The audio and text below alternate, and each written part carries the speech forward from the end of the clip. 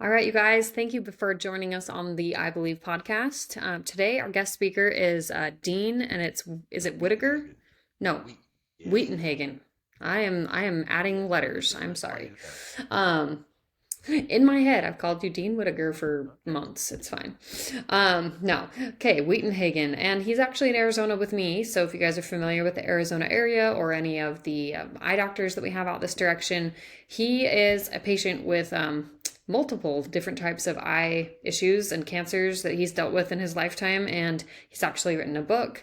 So we're just going to have a conversation kind of about his journey and his the different eye surgeries and just different coping tools that he's found, resources, and just give him an opportunity to tell his story. So, Dane, thank you for being with us. Can you just kind of give us an introduction and your history and your journey with eye health so Sure. far?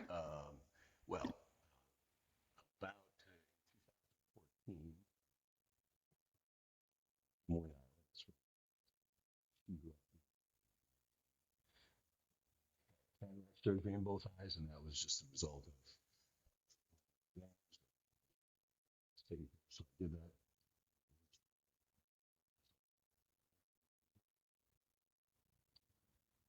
Well, he showed more cancer. He-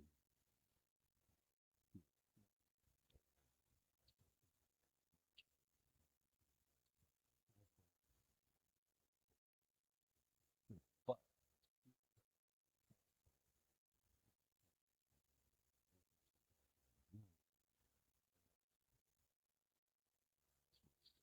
really, if you find a shade,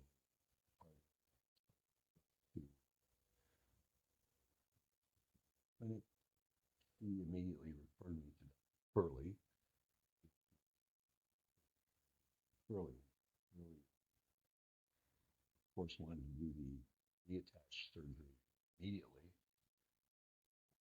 We don't. And however, the cornea in that was so clouded, uh, he couldn't see through it to do the surgery. So she referred me to Dr. Fintelman, surgeon in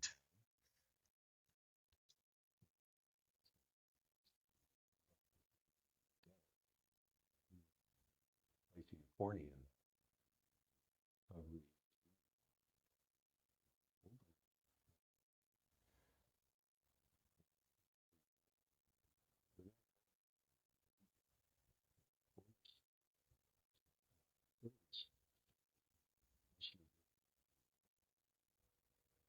That recovery, surgery went well.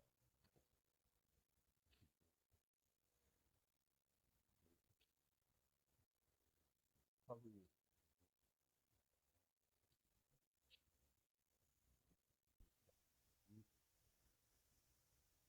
pressing the reattachment against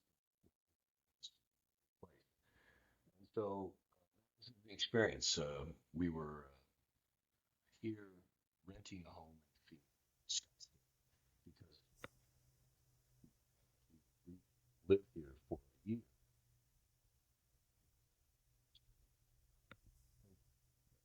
Rented a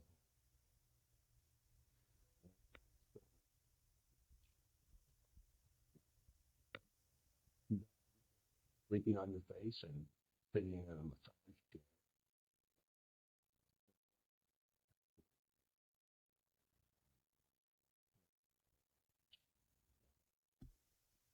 Well, that's But good. at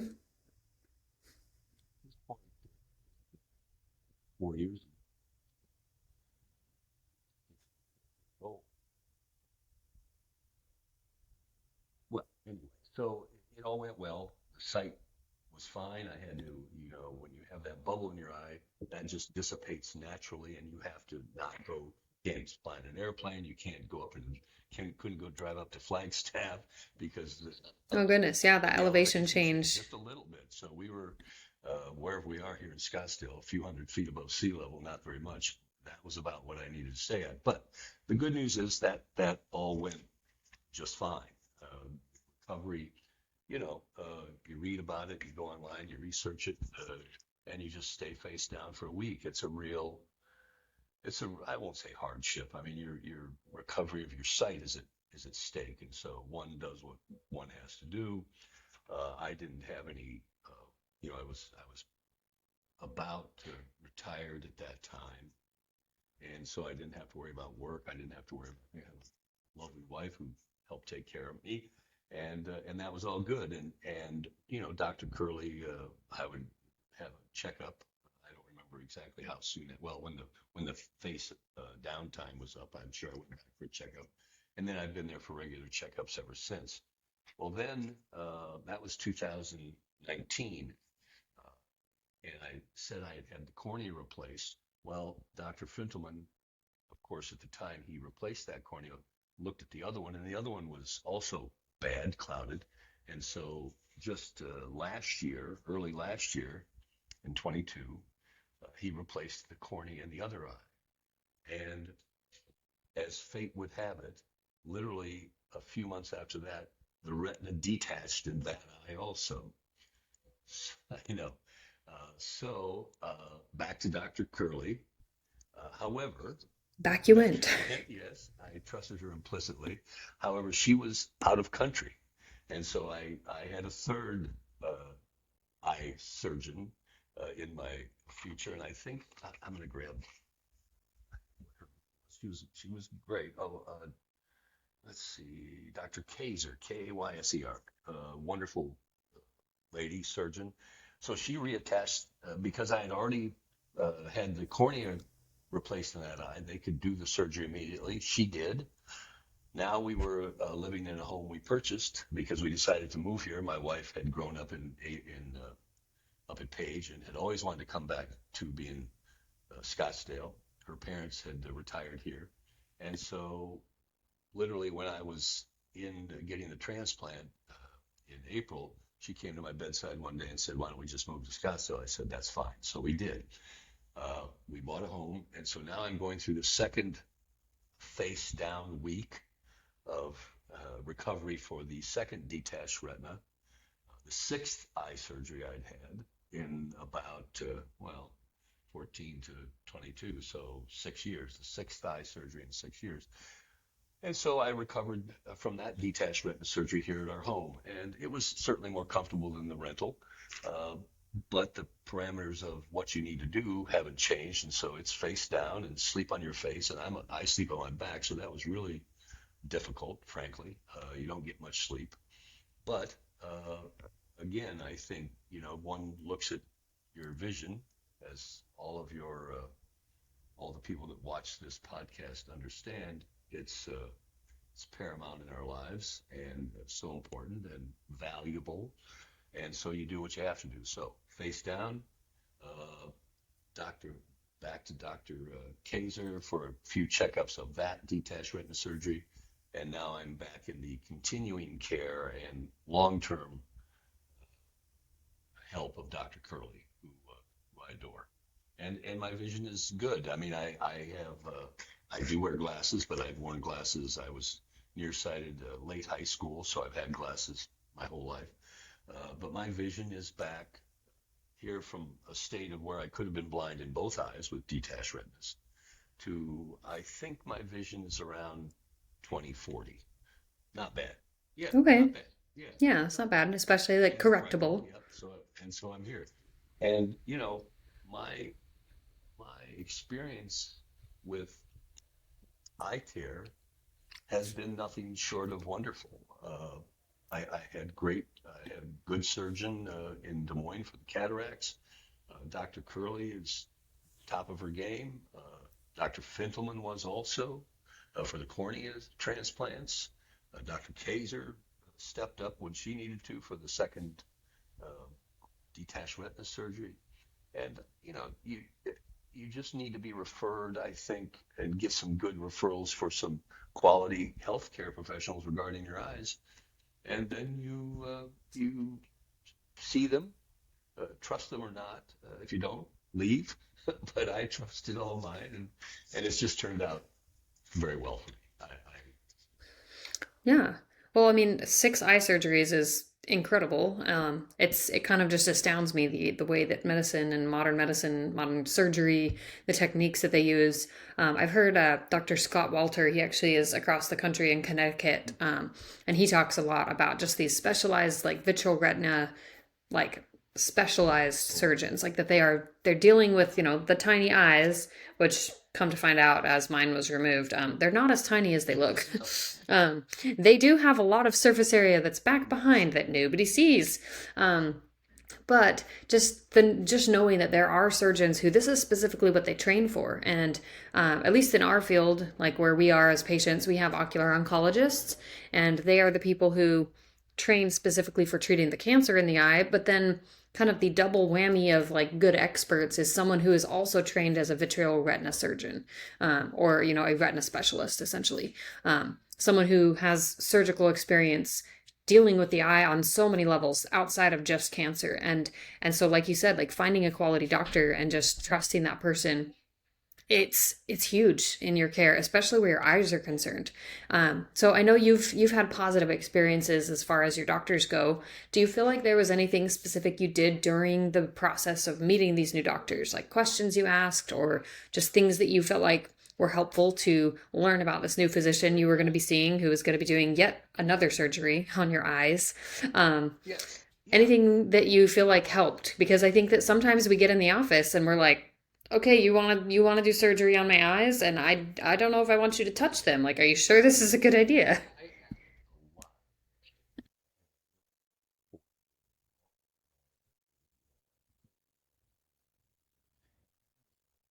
Mm, mm, mm.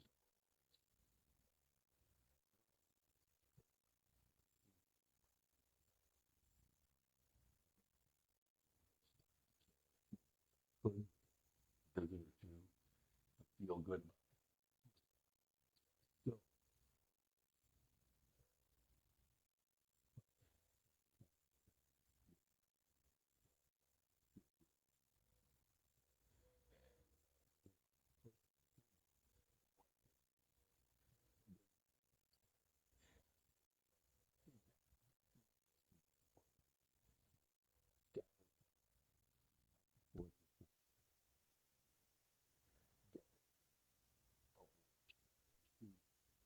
what, what, for surgery.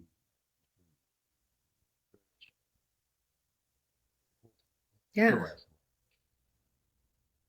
Well, you remind me of myself because I'm sure, I mean, I'm that person. Like, I ask a ton of questions. And and do you find that asking the questions, I mean, in when you're facing, these surgeries you've never had before, or surgeries you've had in one eye and now it's like, okay, but what does this mean for the other eye?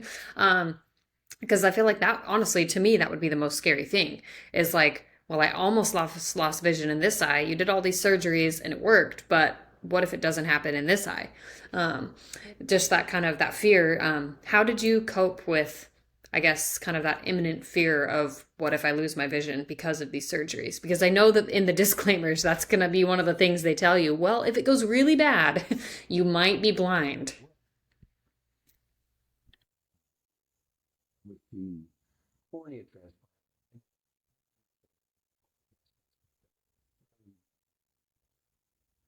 the retina surgery, the whole issue, you are going to lose your, if you don't, it's going to see vision, lose a third.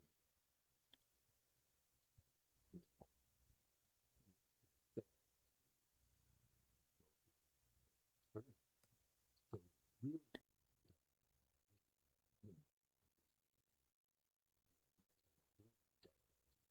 but it's used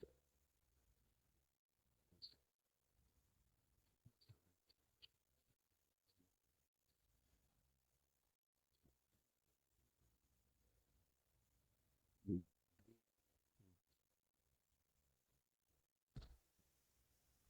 Yeah, of course.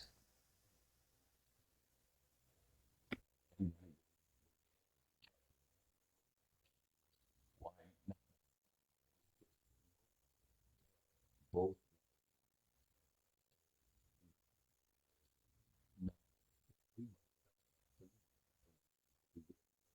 fluid in our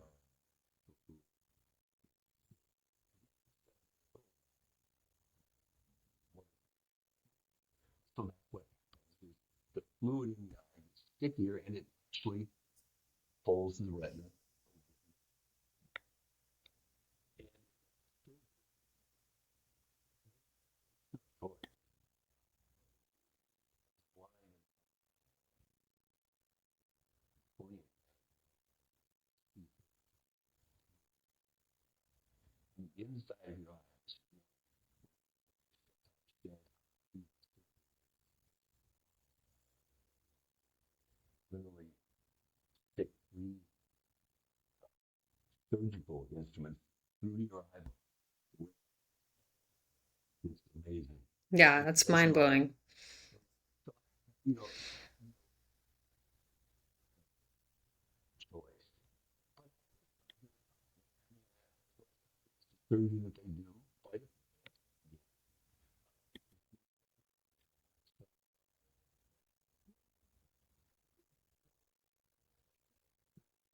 because that's a fatal cancer. Transplant's the only way to achieve it.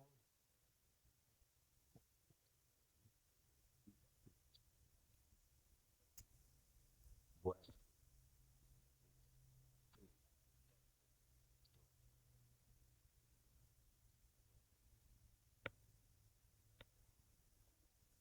worked out so wonderfully well.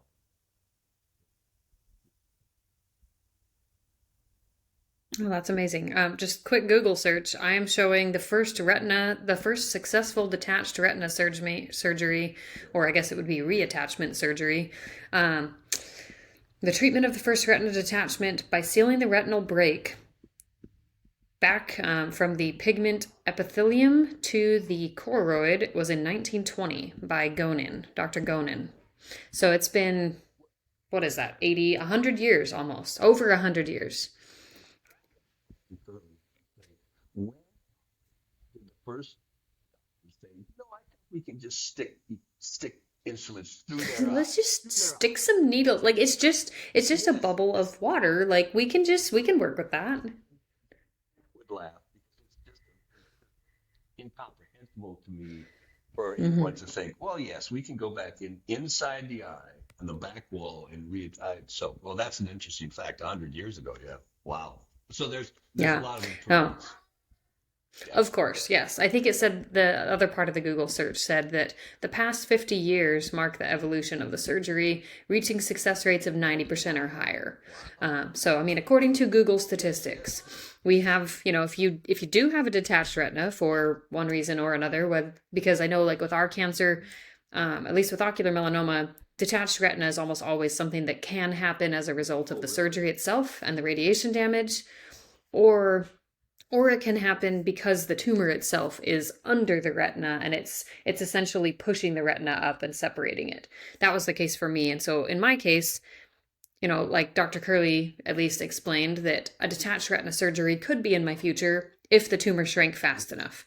Um, but that reattaching the retina because of the time that would pass may or may not ever have restored vision. And so it just kind of depends. But I think that just for the sake of our audience, for the sake of the people listening, anyone who does end up needing that detached retina surgery because of whatever happens in their surgical or their treatment plan for ocular melanoma, a detached retina surgery is, when done, by the right professional, which it always should be, it can be very Right. successful, and it usually is. Sure. So that's really reassuring. Yeah, no, super interesting. So let's talk briefly about just like the low vision.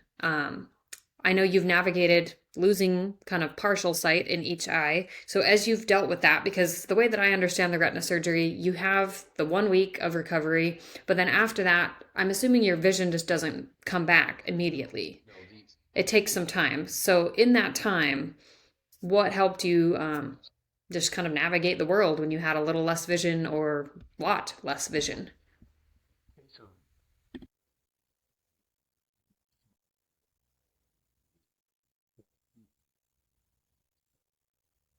even though heads up this week, you so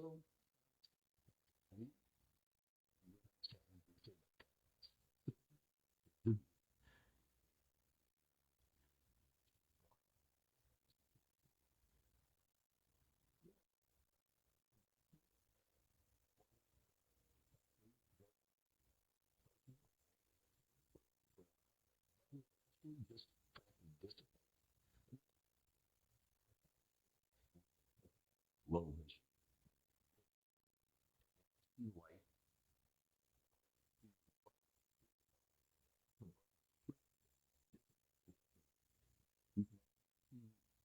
The edges of the bubble. First, you're looking through the whole bubble, and then as it gets smaller and smaller and smaller, you start to see, oh, now it's the size of an eraser, and now it's the size. Anyway, uh, That's it, it, bizarre. That would be such a bizarre thing, like to yes, it gets see. smaller and smaller and smaller. Yeah, yeah, that's what it Hmm. does. But until it's mostly completely gone, and I want to say it took more than a month, but a couple of months. Um, you're just navigating with one eye. I mean, that's the world. I mean, you can watch TV, you can read, which I did. You can listen to podcasts like this one. You can do all those things, but driving was the most difficult. I mean, and so again, I was lucky to have my dear wife to drive me around when I needed to be because we kept up. We have physical therapy twice a week, and I go to a chiropractor. Anyway, so I was lucky in that sense. So the low vision thing, while being a pain, uh, didn't stop me much from living my normal routine. No, I think that's powerful because I just know that, our population it's almost 100%. You're going to lose some aspect of your vision just due to the nature of the type of treatment, the radiation damage. They do the very best that they can as the doctors, the surgeons to preserve as much vision as possible. But the way that we've had a few doctors explain it is that their priorities, they go save your life as a patient because if we don't treat the cancer, you will die, whether it's in 5 years, 10 years, or 25 years because of the size of the tumor. So treat the cancer, and then on the phone. Okay, but mommy's on the phone right now. Okay, so I'm gonna finish what I'm doing right now. Can you go out and play? No, I'm gonna see cats on your phone. Well, I can't show you cats on my phone right now. Okay, this is fun. No, it's fine. It's fine. Paige will listen to this later, and she'll either edit it out, or I'll tell her to edit it out, or we'll just leave it, and it'll be fine. But the just like they treat the cancer first and foremost, and then the next priority is to, if possible, keep your eye, because they want your physical eye, like just for the sake of preserving, like keeping your immune system up to par, like just anything that they can do that does, the least amount of harm to your body as a whole is important.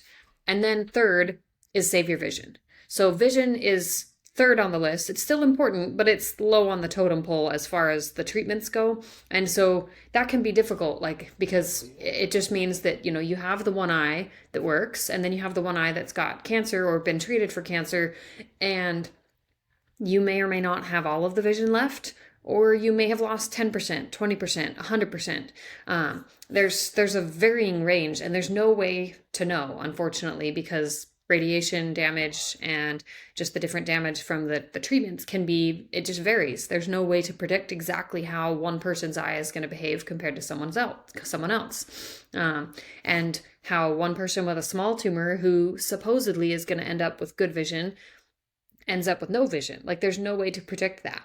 And so that can be really scary as a patient, because you might be told, well, yes, you're supposed to have vision after this, and then you don't, and that can feel debilitating. So I love what you said though about how, yes, it was difficult. You knew it was temporary in your case because you knew the retina, well, yeah, you trusted that it was temporary. You had a 90% chance that it should be okay, but that other 10%, it could have not.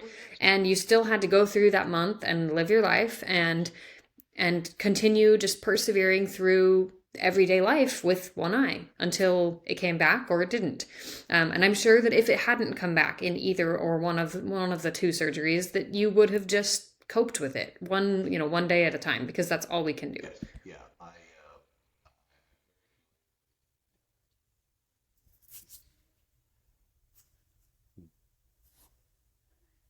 Or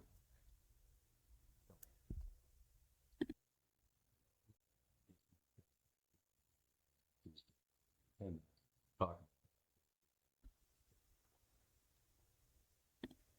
Yeah.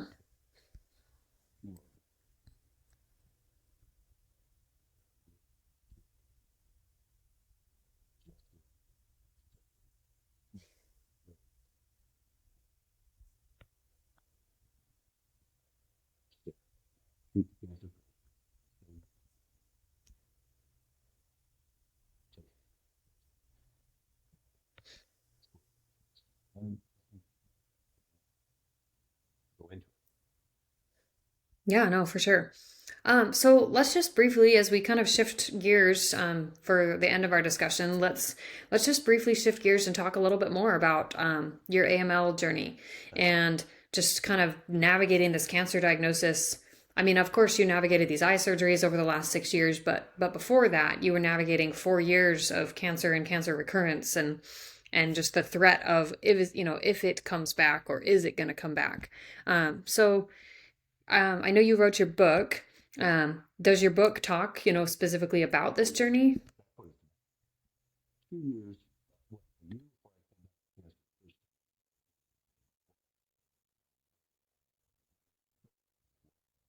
8 years of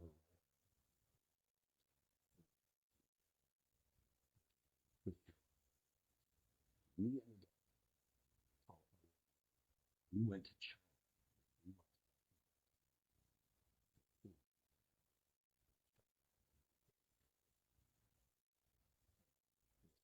anyway, so the book, and then we get back. She's it's we.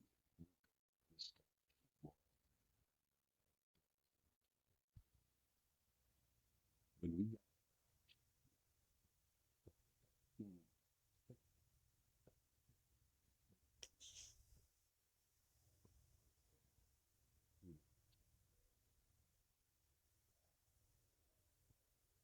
years, 2 years later, the cancer book is a memoir. Oh, just turned two to live. It comes from you becoming a donor. This is blood type. I was A positive. Oh, Wow.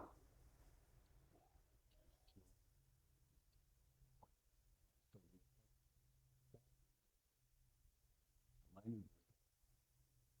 was April 19th, 2004, but I started writing two.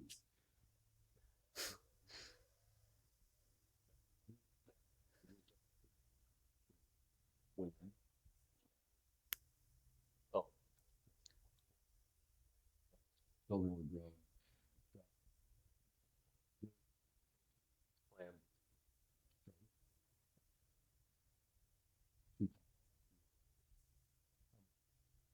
So it's a memoir in that journey.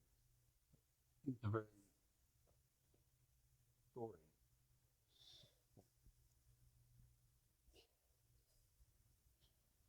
Yeah, no, I love that. And I really hope that our patients will go and find this book. You said is it available quite It's yet, or is it coming? just about to be printed by the end of Okay. June, and you can go to my website, which is just my name, deanweitenhagen.com, and look at the website is up right now, but you should be able to order about the end of June. I appreciate it. I think it's Okay, a wonderful. fascinating story. No, well, and I think that one of the best things that we as cancer patients across the board, doesn't matter what kind of cancer you have, one of the best things we can do for ourselves, especially when faced with uncertainty, when faced with, the what's going to happen and the fear, is to empower ourselves with stories of Yes. hope. And And I can't, I mean, I have technically stage 4 as my diagnosis. Like that's my own diagnosis because my primary tumor was in my eye and it spread to my liver. And I'm cancer free right now and I want to stay that way and I'm hoping and praying that it stays that way for the rest of my life because that would be like damn, that would be easy. That'd be super easy. If that was all I had to do was just one liver surgery, like I will take it and I will manifest that till I'm blue in the face. But one of the best things that I've done as far as just keeping my head, like as far as, dealing with all of the fear of this and like you said, dealing with a potentially terminal cancer or one that statistically tells you you're going to die. It's it can be debilitating if you don't have those stories of hope to cling Yeah, to. And so I think that just in knowing that your story is it one of is those that people can just like, story of medical free of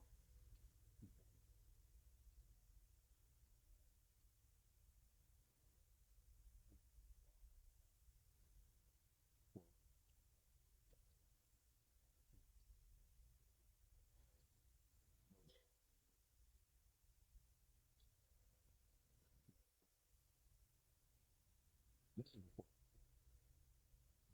So the stories, yes, it's one of hope. There's hope out there, and everybody can get through this, proving all of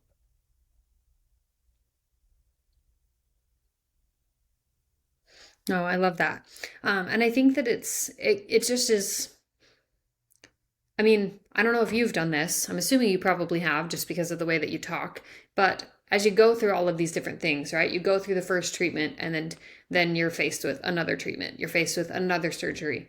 I feel like there's this level of in order to kind of move forward and to mentally keep your head about yourself and your wits about you, like so that you're not just in a blind panic about, oh, I have to have another one. I think that one of the best things that we do for ourselves is we just have to use our past as proof.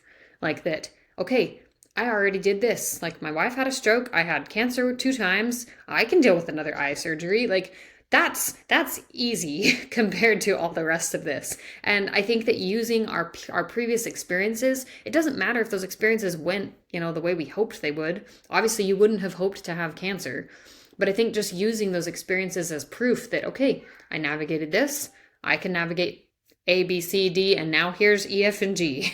I can navigate this, this, and this. And to use the previous history as proof that, we are resilient people and that we can get through things and we can get through impossibly hard things and come out on the other side. And I think that resilience is just, I hope, what people can take from your story and from your book Yeah, as well. no, that's for sure. Never give up.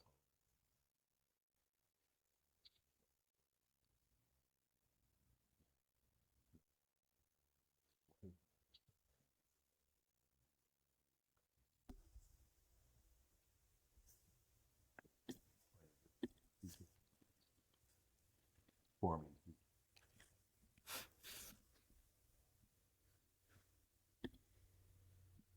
No, I think yeah, of course I help, but I mean that aside, I really hope that our listeners will find value in reading your story and in reading your book as it comes out. It's Um, pot. and I don't know if you've ever heard this, but I just you said something just now that reminded me of this. There was a song when I was in choir, and I think I've even referenced this on the podcast maybe once or twice before. But I'm going to quote it again because I think that it is powerful. And it was an inscription that was found on the wall of a cellar, written during World War II, and it's unknown who the author is, but it was written by a Jew in the Cologne concentration camp. And I'm not going to read the whole thing, but the main part of the song that that we sang, that it was turned into music. It was this beautiful song. I'll send you the Sure. recording of it because I think you would appreciate it. But it goes, I believe in the sun, even when it's not shining, and I believe in love even when there's no one there, and I believe in God even when He is silent.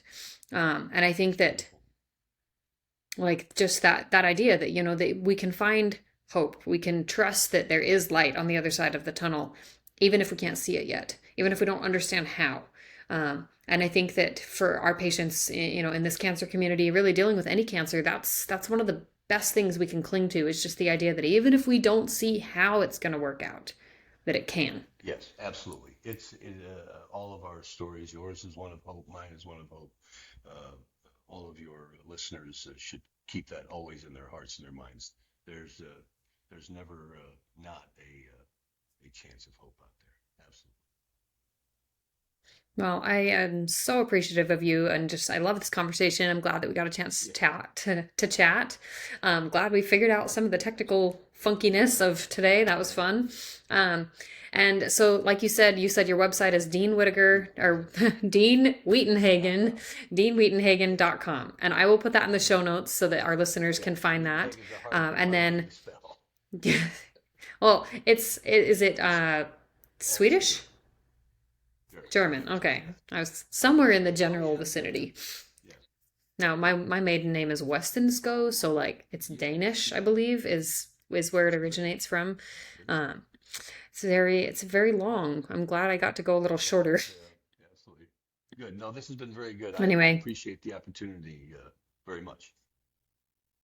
no, thank you so much. Well, I will go ahead and I guess say goodbye for the moment, but thank you for your time, and I'll keep you posted when we have this up on the podcast. Thank you, Jeanette. It's been a pleasure.